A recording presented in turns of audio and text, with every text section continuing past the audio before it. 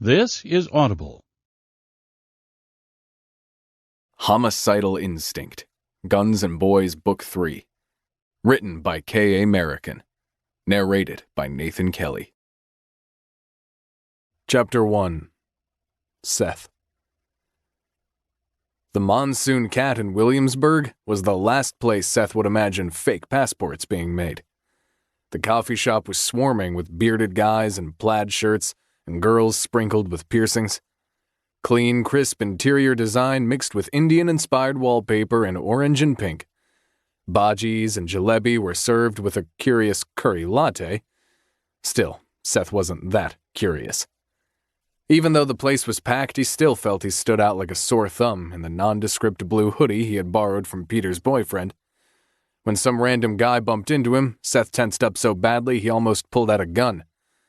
The stranger told him to chill and went his way, but chilled out was the last thing Seth was when he walked up to the counter and looked across it at a girl in a pink turban and a fake handlebar mustache hanging over her plump lips on a thin chain that disappeared under the headdress. Seth cleared his throat. "Hey, I'm looking for a guy called Elephant." He could only hope that the few details Domenico had told him before passing out were not the delusions of a man hit on the head. It had been 2 days since Peter had patched up Dom. Dom was still unconscious most of the time, and only woke up every now and then to deliver some incomprehensive mumbling. The girl looked up at him and asked, "Do you want rosewater with that?" even as she picked up a cell phone and put it against her ear. Seth stilled with a frown, feeling as though he'd suddenly appeared in a bad comedy. He certainly wasn't laughing. "What?" She pouted.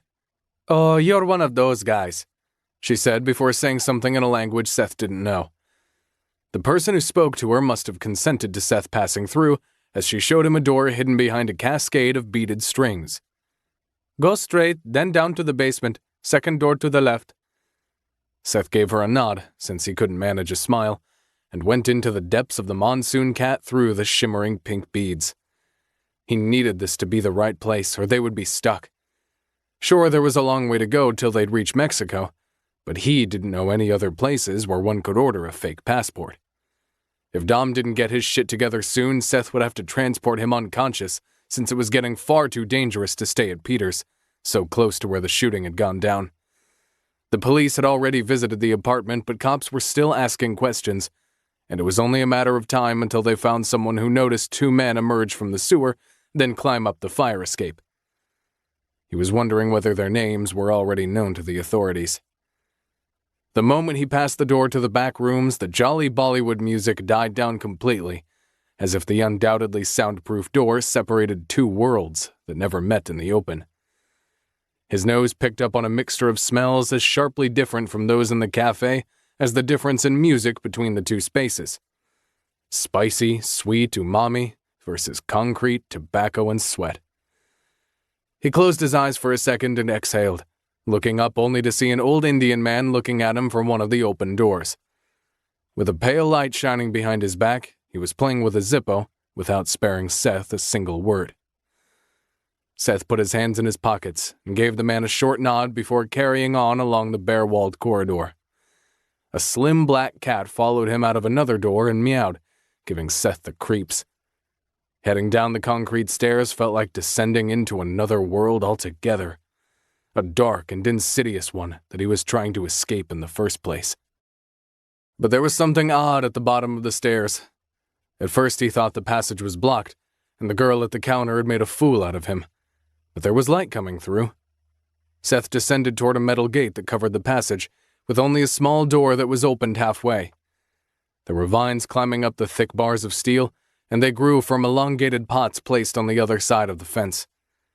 Seth swallowed hard and pushed the door, which creaked, breaking the eerie silence of what looked like a small apartment. There were 4 doors here, and even a wooden hanger with coats and a small shoe cupboard. No high heels, even though the walls were lime green with fuchsia-colored door frames. "Come in," came from the second door on the left. Seth took a deep breath and followed the voice. "Hey, is that the Elephant?" He sneered at the choking amount of incense smoke in the air. "That's him," said the same nasal voice, and Seth slowly entered the room, blinking not to tear up from the scented mist. At first glance, the room looked like any other office, with 2 tall shelving units containing books and various folders. There was a shredder by the wall, a large freestanding printer, and 2 computers. A paper guillotine shone in the light that came from a white lamp hanging over a desk by the farthest wall, and Seth almost felt its cool touch on his throat as he approached the slim man facing away from him. Dressed in a thick yellow cardigan, the man was looking through a large pile of papers, too caught up in his work to look back. "Hi, I'm Seth. Came to pick up 2 IDs. He didn't even know what the fake names on them were supposed to be. "Never heard of you," said Elephant. He opened a drawer and took out a rubber stamp, which he used on a piece of paper before leaving a signature. "You might know my brother, Domenico.